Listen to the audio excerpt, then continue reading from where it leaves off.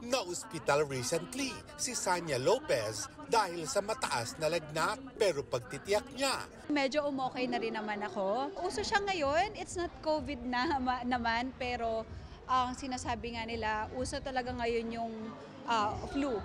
So normal naman, nagpa-check naman ako lahat, normal naman po.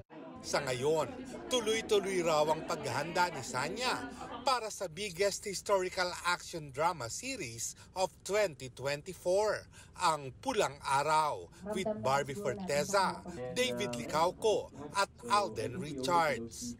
Kailangan ng doble effort, kailangan naming alamin kung paano maging isang vaudeville star. Meron tong mga tap dance na kung titignan mo at papanoorin mo, hindi siya ganun kadali gawin.